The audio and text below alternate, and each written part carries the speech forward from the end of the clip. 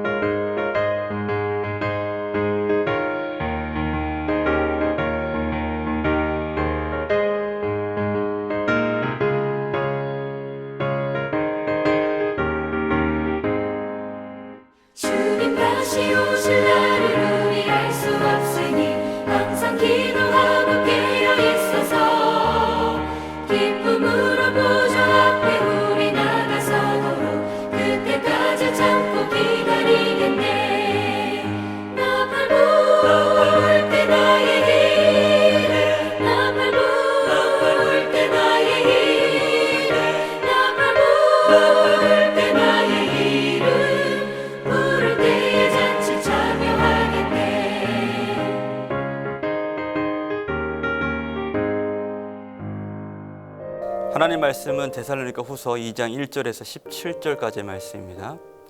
그중 5절에서 8절까지의 말씀만 제가 봉독하여 읽도록 하겠습니다. 내가 너희와 함께 있을 때에 이 일을 너희에게 말한 것을 기억하지 못하느냐? 너희는 지금 그로 하여금 그의 때에 나타나게 하려 하여 막는 것이 있는 것을 아나니 불법의 비밀이 이미 활동하였으나 지금은 그것을 막는 자가 있어 그 중에서 옮겨질 때까지 하리라. 그때 불법하는 자가 나타나리니 주 예수께서 그 입의 기운으로 그를 죽이시고 강림하여 나타나심으로 패하시리라. 아멘. 새삼스럽게 느끼는 것은 아니지만 믿음으로 산다는 것이 정말 어렵다라는 것을 느끼게 하는 시대를 우리가 살고 있지 않나 생각이 듭니다. 비단 이 시대의 문제만은 아니겠지만 우리의 안과 밖의 사정을 보노라면 긍정적으로 평가하기가 참 쉽지 않은 시대를 살고 있습니다. 환경이나 상황도 그렇지만 우리의 믿음 역시 예전과 다르게 많이 약해져 있는 것을 볼 때 참 쉽지 않다라는 것을 많이 느끼곤 하죠. 자, 믿음의 문제는 과거나 지금이나 어떤 상황 때문에 사실 어떤 역사 때문에 환경 때문에 비롯되는 것만은 아닙니다. 우리가 어떤 믿음의 상태로 그와 같은 상황을 마주하고 있느냐의 문제였죠. 하나님 원하시는 것은 우리가 언제나 믿음으로 굳건하게 사는 것입니다. 그것이 하나님께서 우리 가운데 원하시는 것이죠. 데살로니가 성도들을 대하는 사도 바울의 마음도 역시 같았습니다. 오늘 데살로니가 전서 5장 23절 말씀 보면 평강의 하나님이 친히 너희를 온전히 거룩하게 하시고 또 너희의 온 영과 혼과 몸이 우리 주 예수 그리스도께서 강림하실 때 흠없게 보존되기를 원하노라. 아멘. 복잡하고 어지러운 시대를 살고 있는 가운데 우리가 어떤 믿음을 살고 있는가는 너무나 중요한 것이 됩니다. 하나님께서 우리의 믿음을 흠없고 온전하게 하시기를 구합니다. 그리고 하나님께서 우리의 믿음을 거룩하게 하셔서 결국은 승리하고 주님께 영광을 돌리는 삶으로 하나님께 드려지게 되길 주님의 이름으로 축복합니다. 자, 사도 바울이 첫 번째 편지에 이어서 급하게 이제 두 번째 편지를 쓴 이유는 어저께도 말씀드렸던 것처럼 이 공동체에 일어난 영적 문제 때문이었습니다. 처음 편지를 썼을 때보다 더 심각한 상황이 있었기 때문에 추가적으로 이 편지를 썼던 것이죠. 데살로니가전서 4장 말씀을 보면 예수님의 그 재림의 때 그리고 죽은 자들의 부활의 때를 설명하면서 이렇게 말씀합니다. 이런 말로 서로 위로하라 라고 하면서 서로가 너희가 권면하면서 그때가 되면 부활의 소망을 붙들고 살 것을 명령하고 또 그들에게 가르치고 있죠. 그런데 이 말씀을 잘못 해석하고 예수님의 재림의 때, 강림의 때, 그 마지막 때에 그 일어날 일들에 대해서 잘못 해석하고는 오늘날의 어떤 시한부 종말론자 같은 가르침으로 많은 사람들을 현실 도피적인 삶을 살게 하거나 또 영적인 게으름에 방임하게 만드는 어떤 그런 공동체 안에 어떤 그런 불미스러운 혼란스러운 일들이 그 교회 안에 있었던 것입니다. 그래서 사도 바울은 이 마지막 때에 대해서 다시 한번 그들의 오해를 바로잡기 위해서 말씀을 전할 필요가 있었던 것이죠. 그래서 오늘 말씀을 전한 겁니다. 자, 오늘 말씀 2절 말씀 보면 영어로나 또는 말로나 또는 우리에게서 받았다 하는 편지로나 주의 날이 이르렀다고 해서 쉽게 마음이 흔들리거나 두려워하거나 하지 말아야 한다는 것이라 라고 말씀하죠. 그러니까 주의 날이 이르렀다고 쉽게 마음이 흔들려서는 안 된다고 얘기를 하는 겁니다. 그런데 그들은 이미 마음이 흔들린 상태였죠. 그들이 흔들린 이유는 두 가지 때문이었습니다. 두 가지 조건 때문이었는데 첫 번째로는 그들을 미혹하는 자들이 있었기 때문이었죠. 또 한 가지는 그들의 마음이 진리로부터 멀어졌기 때문에 진리와 그들의 삶이 격이 생겼기 때문에 그 틈에 미혹이 틈탔던 것입니다. 여러분 항상 미혹은 이 두 가지 조건 안에 성립됩니다. 미혹하는 자들이 있고 또 진리에서 마음이 멀어진 상태에 있을 때 이런 미혹의 상황에 빠지게 되곤 하는 거죠. 자, 그래서 사도 바울은 마지막 때에 일어날 일에 대해서 다시 한번 말씀을 전하는데 예전과 처음에 데살로니가전서 4장과 5장에서 말씀하셨던 것과 다른 기류의 말씀으로 말씀을 전합니다. 사도 바울이 그때를 이렇게 표현하는데 뭐라고 표현하냐면 7절 말씀 보시면 불법의 비밀이 활동하는 때라고 얘기합니다. 불법의 비밀이라는 것은 사탄의 권세를 지칭하는 말입니다. 그러니까 사탄의 권세가 힘을 떨칠 때가 있다라는 거죠. 10절을 보시면 그때는 많은 사람들이 불의의 그 모든 속임으로 멸망하는 자들에게 있을 것이라고 말씀합니다. 바울은 이 과정이 이미 진행 중이라고 얘기를 하고 있죠. 현대 분사, 그러니까 과거 언제서부터 지금까지 계속 이 일은 있어 왔다 라고 말씀하고 있는 거죠. 7절과 또 6절과 7절 말씀 보면 이 불법의 일을 일이 막히는 때도 있을 수 있다고 얘기를 하는데 뭐 사실은 학자들 간에 너무 많은 얘기가 있는 아주 어려운 구절입니다.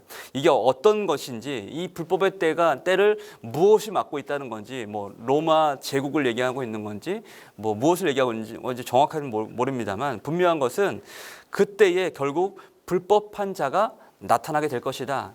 무엇이든 간에 그 불법한 자가 막히는 상황이 생기겠지만 결국은 불법한 자가 나타나게 될 것이라고 경고하고 있는 거죠. 자, 예수님께서 말씀하십니다. 마가복음 13장 22절 말씀 보면 거짓 그리스도인들과 거짓 선자들이 일어나서 이적과 기사를 행하여 할 수만 있으면 택하신 자들을 미혹하려 하리라고 말씀하고 있죠. 할 수만 있다면 택하신 자들도 미혹하게 될 것이다. 이 불법한 자가 하는 일이 바로 그와 같은 일입니다. 여러분 이 시대를 보면 그야말로 미혹의 역사가 이제 극에 달해 있다는 것을 곳곳에서 우리는 그냥 쉽게 느낄 수 있게 되는 것 같습니다. 오늘 말씀 3절부터의 내용을 보시면 불법의 비밀로서 사람들을 미혹하는 자들을 사도 바울은 이렇게 소개를 하는데 불법의 사람, 또 멸망의 아들, 대적하는 자라고 소개하고 있죠.